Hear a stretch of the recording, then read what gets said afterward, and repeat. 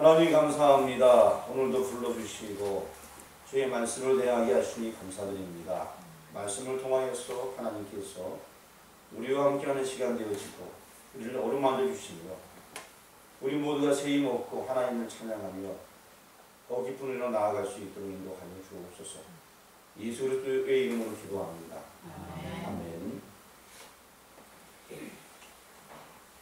몇 주 전은 이방인에도 전해지는 복음의 이야기인 것을 여러분 일단은 아시고서 오늘 말씀을 한번 생각해 보고자 합니다. 그가 어떤 사람이든 간에 그가 누구이든 복음을 믿는 자는 구원은 없습니다. 그래서 이 몇 주 전은 이방인에도 전해지는 복음의 메시지라는 것입니다.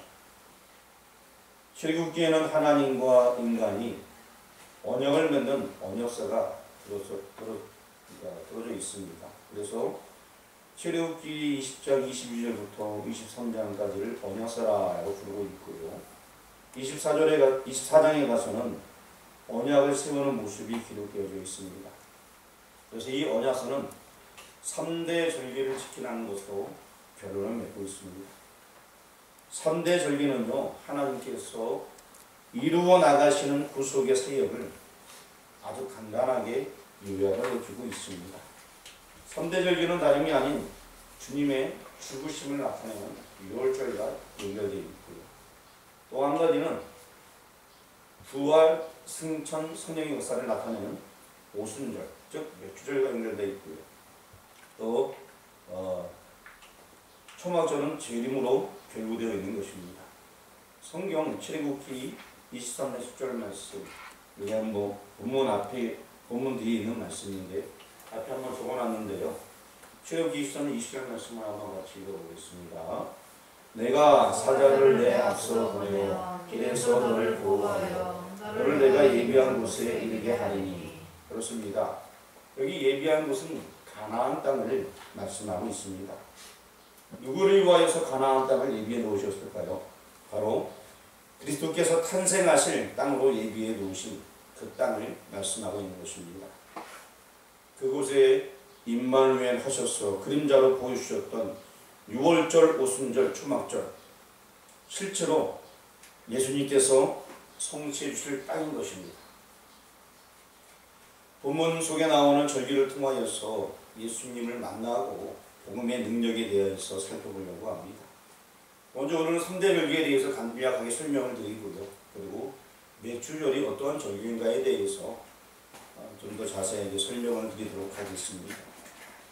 출애굽기 23년 14절에서는 너는 매년 3번 내게 절기를 지키지라 라고 말씀하고 있습니다.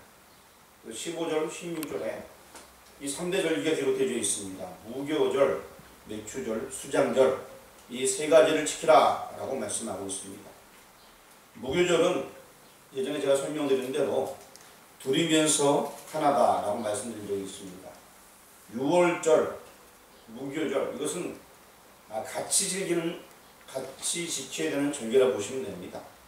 그래서 14일, 유대력으로 14일 저녁에는 유월절이 있고요. 15일부터는 무교절이 시작되게 되는 것입니다. 그래서 일주일 동안 무교절을 지키는 거예요. 그러니까 유월절을 이어서 바로 무교절이 이어서 나온다는 거예요. 그래서 이것은 그냥 무교절로 통틀어 얘기하지만 실제 그 핵심에는 유월절이 있다는 것을 인식해야 됩니다.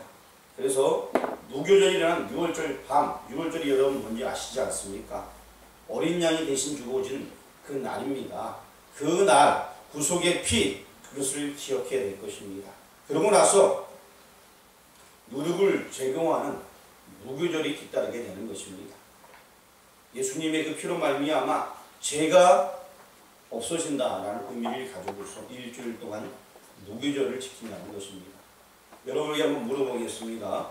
무교절은 어떤 절기가 함께 있는 거라고요? 그러니까 두 개가 있어야 돼요. 무교절에는 어떤 절기가 있는 거라고요? 유월절과 무교절. 예, 유월절과 무교절. 이 둘이 하나가 되는 절기예요. 그래서 유월절이 먼저 앞서고 이어서 바로 무교절이 일주일 동안 이어지는 거예요. 그래서 이것을 무교절이라고 하는 것입니다. 이제 오늘 이 맥주절인데 그럼 맥주절은 무엇일까? 도대체 이 맥주절은 무엇일까? 7절, 오순절 이렇게 표현하기도 합니다. 또한 초실절이라는 용어도 쓰게 됩니다. 사실 이 초실절이라는 용어가 맥추절의 범주에 포함되고 있지만 이 부분에 대해서 여러분에게 조금 더 설명을 드리려고 해요. 6월절 맨 처음에 우리 무교절이 있었죠. 무교절이 지난 다음에 바로 안식일이 지나자마자 그때 초실절 열매를 먼저 드려요. 안식 후 다음에. 그러고 나서 이제부터는 보리추수가 시작이 되었다라고 시작이 되고 그 이후로 계속해서 50일을 될 동안 추수를 해서 50일 마지막 추수 다 됐을 때 하나님께 감사하는 절기가 맥추절이에요. 그래서 맥추절은 초실절이 포함되어 있어요. 나중에 레위기서 보게 되면 이 부분에 대해서 순서대로 다 설명을 하고 있어요. 처음 초실절에 그 흔들어드리던 그 열매를 포함해서 49, 77에 49 해서 오순절이 지나면 이런 설명이 다 나와 있거든요. 그래서 맥추절이라는 것은 정확하게 구분하면은 초실절도 들어있지만 초실절로부터 이제 50일이 지나서 드려지는 절기가 맥추절이 되게 되는 것입니다. 그리고 또 이 주님이 부활하심으로 철 열매가 된 때부터 50일이 되는 날, 즉 오순절 성령께서 강림하신 것에 대한 예표라는 것입니다. 또 3대 절기 중 마지막 절기는 수장절이 있습니다. 신명기 16장 13절 말씀을 앞에 적어놨습니다. 한번 같이 읽어보겠습니다. 시작. 너희 타작마당과 포도주 틀에 소출을 거두어 드린 후에 1일 동안 초막절을 지킬 것이요. 즉 모든 추수가 다 끝난 다음에 이건 모든 게 다 끝난 다음에 창고에 다 집어넣어 놓고 그리고서 초막절을 지킨다는 것입니다. 그리고 또 이 초막절인 것은 이스라엘 백성들이 예전에 40년 동안 광야에 있었던 것들을 기억하면서 그 초막 짓고 살았지 않았습니까? 그것을 기념하는 절기예요. 나그네와 같은 성도들이 이 세상을 초막절의 정신으로 살아가야 할 것을 말씀해 주고 있습니다. 우리 인생들이 금방 이 땅에 왔지만 오래 사는 것이 아니라 결국 하늘나라 가지 않습니까? 그러니까 이 땅에 초막을 짓고 사는 것처럼 이 땅에 뭐 많은 그런 욕심이 드는 것이 아니라 결국에는 아무도 하늘나라 간다 라는 그런 심정으로 살아가는 것입니다. 믿음의 조상 아브라함이 평생을 믿음으로 살았는데 히브리서 11장 말씀을 한번 적어놨습니다. 한번 같이 읽어보겠습니다. 시작. 믿음으로 그가 이방의 땅에 있는 것 같이 약속의 땅에 거류하여 동일한 약속을 유업으로 함께 받은 이삭 및 야곱과 더불어 장막에 거하였으니, 자, 약속의 유업으로 이 아브라함은 만족했습니다. 그 가나안 땅, 그 약속의 유업, 성경은 초막절의 끝날을 곧 큰 날이라고 말씀해 주고 있습니다. 요한복음에도 나와 있는데 초막절의 끝날, 그러니까 지금 장막절, 초막절 얘기하고 있는데요. 초막절은 모든 곡식을 다 추수한 이후에 맥추절하고 한참 또 지나서 있는 건데 창고에 드리는 이후에 하나님께 예배하는 그 절기의 마지막 날, 그 날을 큰 날이라고 얘기합니다. 그래서 이 큰 날이라는 것은 초막에 거하던 광야 생활을 청산하고 드디어 약속의 땅에 들어가게 되었기 때문인 것입니다. 결국에는 이것은 예수님께서 재림하실 때 성취되는 그 날을 의미하는 것입니다. 초막절기도 역시 첫날과 마지막 총 8일 동안 이어지게 되어 있습니다. 그래서 이 마지막 날은 큰 날이라고 부르고 있는 것입니다. 이 3대 절기의 순서를 유념해야 됩니다. 첫 번째는 무슨 절기가 있다고요? 예, 무교절이 있습니다. 근데 무교절은 무슨 절기가 함께 있다고요? 그렇습니다. 6월절. 모든 절기에는 이 6월절이 핵심이 되어야 돼요. 6월절 어린 양의 피가 있어야 됩니다. 그 구속을 말미암아서 하나님의 백성이 된 사람들, 누룩 없는 떡을 먹는 절기가 바로 무교절이라고 말씀을 드렸습니다. 그분은 죽으실 뿐 아니라 다시 살아나셔서 첫 열매가 되셨기 때문에 바로 그 다음에는 오순절이 있게 되는 것입니다. 그리고 또 오순절에 강림하신 성령께서 낮에는 구름 기둥, 밤에는 불 기둥 등을 인도해 주셨습니다. 하기 때문에 초막절 끝날 큰 날을 맞이할 수가 있게 되는 것입니다. 우리가 한 것이 아니라 하나님께서 다 해주셨다는 것입니다. 3대 절기의 근간은 그래서 유월절이라는 것입니다. 유월절이 있기에 무교절이 있는 것이고, 그 다음에 무교절 다음에는 맥추절이 있는 것이고, 그 다음에는 초막절이 가능하게 되는 것입니다. 어린 양의 피로 말미암아 애굽에서 구출되지 못하였다면 광야를 통과하여서 약속의 땅에 들어갈 수가 없었습니다. 애굽에서 그들이 종으로 있을 때에 어린 양의 피로 말미암아서 그들이 애굽에서 탈출할 수 있게 되었고, 그런 말미암아 광야 노정을 걷게 되었습니다. 그러고 나서 가나안 땅에 들어가게 되게 된 것입니다. 그래서 지금까지는 이제 3대 절기에 대해서 말씀을 드렸고요. 이제 외익에서 넘어가서 외익에 나타나 있는 맥추절, 오순절을 한번 상고해 보려고 합니다. 그래서 본문 23장 15절 말씀을 같이 한번 읽어보겠습니다. 안식일 이튿날 곧 너희가 요제로 곡식단을 가져온 날부터 세워서 7안식일을 수요를 채우고, 여기서 보니까 요제로 곡식단을 가져온 날부터 세워서, 요제로 된 날은 바로 출식줄 얘기하는 거예요. 출식줄부터 지금 7불을 흐른 다음에 그 날에 이제 오순절에 대해서 설명을 해주고 있는 것입니다. 오늘 레위기서의 중심점은 오순절에 있습니다. 오늘 이 본문 말씀 잘 보게 되면은 또 모든 숫자 의미들 간단하게 다 나와 있습니다. 우리 15절 말씀 같이 한번 또 읽어보겠습니다. 시작! 안식일 이튿날 곧 너희가 요제로 곡식단을 가져온 날부터 세워서 7안식일의 수요를 채우고. 그럼 7일이 뭡니까? 49를 채우라는 거예요. 그럼 우리 16절 읽어보겠습니다. 시작! 7안식일 이튿날까지 아파요 50일을 길수하여 새 수제를 여호와께 드리되. 그렇습니다. 거기 보니까 7안식일 그 다음에 무슨 날? 이튿날까지 합산. 그래서 50일을 계수하라는 것입니다. 7 곱하기 7 곱하기 7 더하기 1 하라는 거죠. 그럼 몇이 됩니까? 50이 되는 것입니다. 10번이 5번이라고 해서 오순절이라는 용어 쓰게 돼요. 순자가 10순자입니다. 그래서 10번이 5번 오게 되니까 50이라는 얘기가 되는 거죠. 한문을 그렇게 쓰는 거예요. 첫 이삭의 첫 열매가 되신 그리스도의 부활을 성찬같이 주님의 부활하심으로부터 50일이 되는 날이 바로 오순절이라는 것입니다.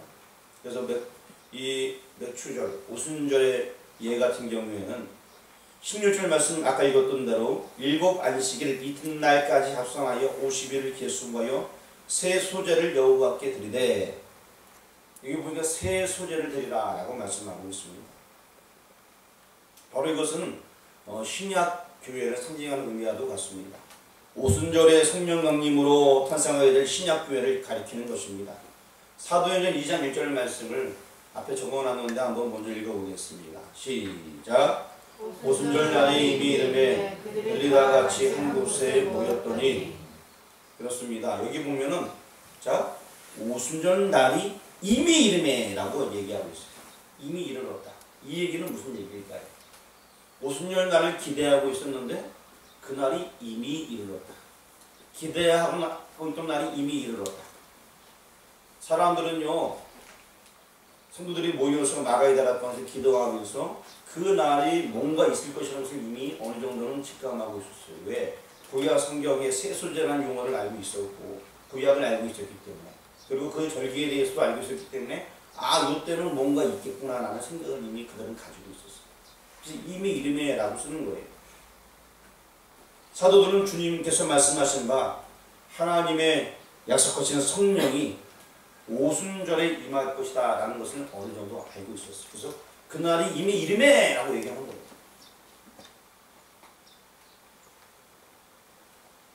레위기서 24장 17절 본문, 우리 돌아와서 본문 말씀 같이 봉독합니다. 시작! 너희의 처소에서 10분의 2 에바로 만든 떡 2개를 가져다가 흔들지니 이는 고운 가루에 누룩을 넣어서 구운 것이요 이는 첫 요제로 여호와께 드리는 것이며.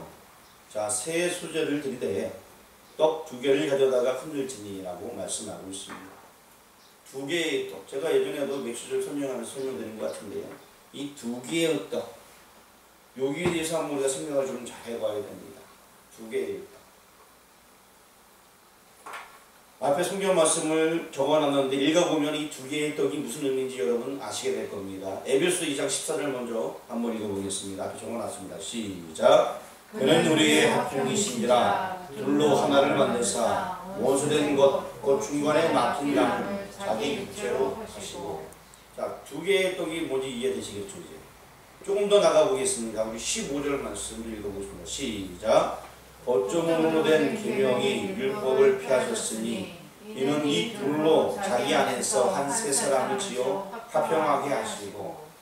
그 다음에 16절 읽어보겠습니다. 시작. 또 십자가로 이 둘을 한 몸으로 하나님과 화목하게 하려 하십니다. 원수된 것을 십자가로 소멸하시고. 자, 두 개의 떡, 이들은 원수였다는 거예요. 근데 십자가로 어떻게 했다? 소멸했다는 얘기입니다. 두 개의 떡에 대해서 지금 얘기해주고 있어요. 유대인들과 이방인들, 그런 개념을 무너뜨리는 의미가 된다는 것입니다. 유대인과 이방인의 담을 퍼셔서 하나로 만들어서 떡 두 개가 함께 들어지게 된다는 말씀. 이건 너무나 당연한 거예요. 이 구약의 제사 제도에 그러한 의미가 이미 있었습니다.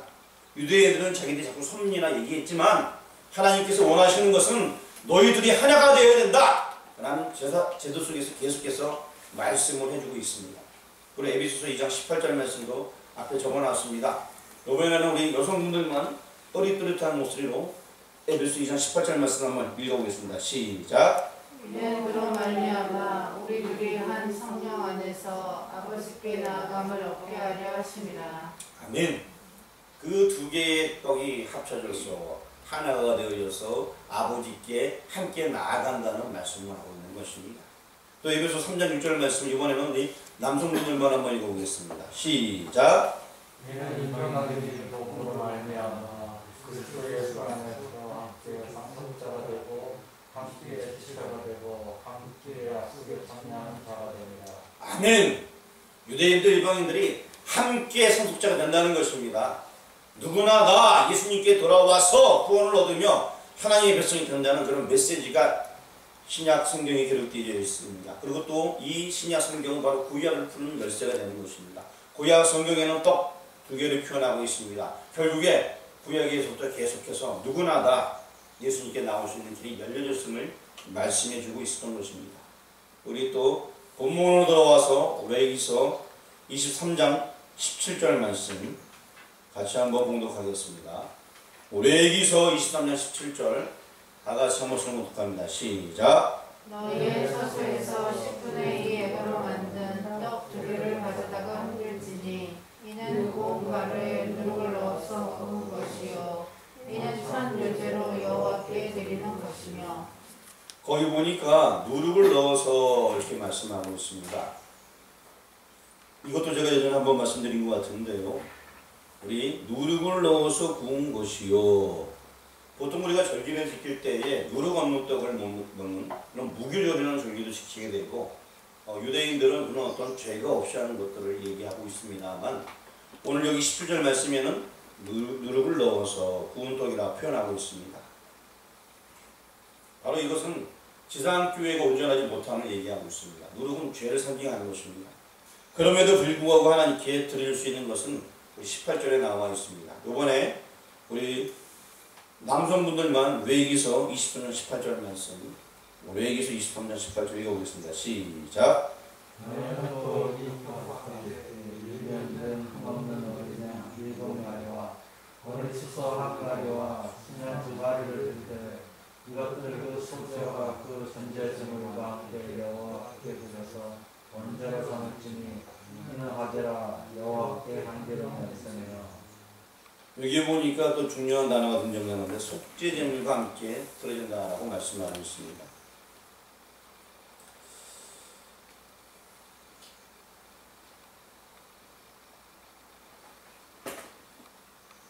예수님 때문에 우리의 죄가 용서함 받기 때문에 속죄제를 드릴 때는 이 누룩이 있는 떡을 드려도 된다는 것입니다. 하지만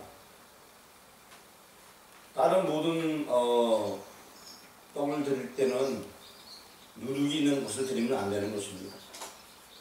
구약 성경에서 이러한 세밀한 부분까지 다 말씀해 주고 있습니다. 초실절의 제사 때에는 번제와 소제만 있을 뿐 속죄제가 없습니다. 그래서 오늘 일정 아니었지만 23장 12, 13절에 같은 경우에는 속죄제가 없어요. 하지만 이제 오순절에 드려지는 제사에는 그 속죄제, 번제, 화목제가 다 함께 다 드려지게 됩니다. 하기 때문에 누룩이 있는 떡을 드려도 상관이 없다는 것입니다. 그래서 우리 인생에 죄가 있지만 바로 속죄를 통하여서 그 죄가 용서함 받을 것이기 때문에 누룩이 있는 그 떡으로 드려도 괜찮다라고 성경에서는 암시적으로 말씀을 해주고 있는 것입니다. 사실 누룩이 섞인 떡 자체는 받을 수가 없습니다. 왜? 우리가 죄 가지고 하늘나라 갈 수 없잖아요. 이 죄의 문제 가지고서는 안 되는 거예요. 하지만 그 죄를 속죄제, 즉 그리스도께서 해결해 주셨기 때문에 그것이 가능하다라고 오늘 본문에서 말씀해 주고 있는 것입니다. 그리고 레위기서 23장 21절 말씀 같이 한번 읽어보겠습니다. 시작. 이 날에 너희는 너희 중에 성회를 분포하고 어떤 노동도 하지 말지니 이는 너희가 그 거주하는 각처에서 대대로 지킬 영원한 규례니라. 그리고 22절도 한번 읽어보겠습니다. 시작. 너희 땅에 곡물을 벨 때에 한 모퉁이까지 다 베지 말며 떨어진 것을 줍지 말고 그것을 가난한 자와 거류민을 위하여 남겨두라. 나는 너희 하나님 여호와이니라. 그렇습니다. 일부러 남겨두라는 거예요. 그래서 가난한 자들이 와서 그것을 먹을 수 있도록 해주라는 것입니다. 우리나라에 까치밥 뭐 이런 얘기가 있듯이 이 사람들은 좀 농락하게 그 부분들을 남겨두어서 없는 자들은 추수 맞추고 나서 그것을 자유롭게 먹을 수 있게끔 편안하게 누구든지 와서 그것을 수출할 수 있게끔 해라 라고 말씀하고 있는 것입니다. 6월절로 성립된 그리스도의 구속, 또 오순절로 성립된 성령 강림, 이것이 이루어지는 날에는요 구원이 이방인에게도 미치게 된다는 것입니다. 구약 시대를 살았던 유대인들은 이 구약의 제사제도 속에서 이방인들에게도 복음이 들어간다는 메시지가 들어있음을 알고 있음에도 불구하고 그들은 자기네들만 선민, 자기네들만 특별한 백성이라는 표현을 사용했습니다. 물론 그 유대인들 중에 다른 사람이 섞여 살거나 또한 그들이 정복해서 그들의 심부름을 하는 사람들도 그 절기에 참여를 하도록 했습니다. 그 예를 보건대 누구든지 그 제사에 참석할 수 있는 것이고 누구든지 하나님 앞에 나올 수 있다는 것을 이미 구약 시대에도 알고 있었습니다. 그럼에도 불구하고 유대인들은 계속해서 자기나라만 특수한 백성이다라는 착각 속에 살고 있었던 것입니다. 그렇지가 않습니다. 어느 누구나 하나님 앞에 나올 수가 있는 것입니다. 그래서 둘이 하나가 된다는 것입니다. 유대인이나 이방인이나 다 상관없다는 것입니다. 누구나 그리스도 앞에 나와서 우리의 죄의 문제를 해결을 받을 수 있다는 것입니다. 이제 말씀을 정리하려고 합니다.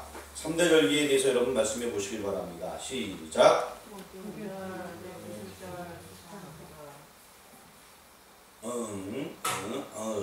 다시 한번 얘기해주세요. 시작. 무교절, 맥주절, 수장절. 예, 무교절, 맥주절, 수장절.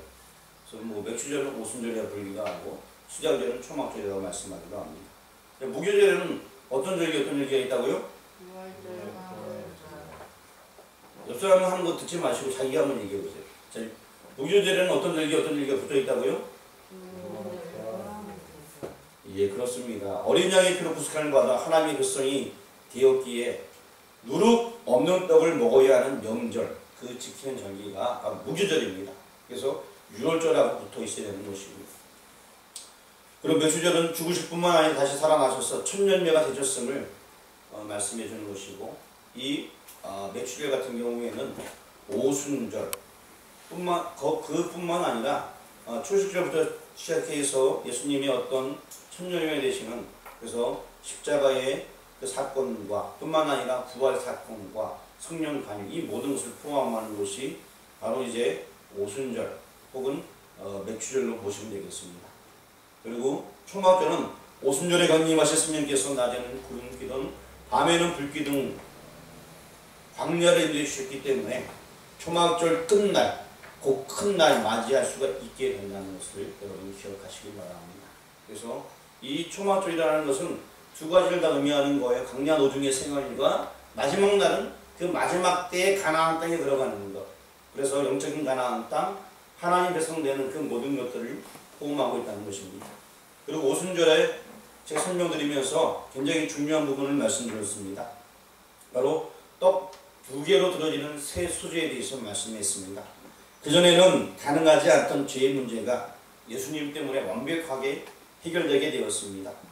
예수님은 부활하셨습니다. 우리의 죄의 문제만이 아니라 모든 사람의 죄의 문제를 해결하셨습니다. 마지막 날 다시 우리는 그 주님을 바라볼 수 있게 되는 것입니다. 부활 이후 50일 만에 마가의 다락방에 있는 110명 무리에게 성령이 임하게 되었습니다. 구약의 모든 절기와 이것이 신비하게도 맞아떨어지고 있다는 것입니다. 우리는 이 땅에서 성령 충만한 삶을 살아가야 됩니다. 즉 부활 신앙을 가지고서 성령 충만한 삶을 사는 여러분 되기를 주의 이름으로 축원합니다. 떡 2개로 들어지는 새 소재 한번 따라 하시기 바랍니다. 그가 누구든지 그가 박영문이든지 그가 살인자든지 그가 깡패이든지 예수님 믿음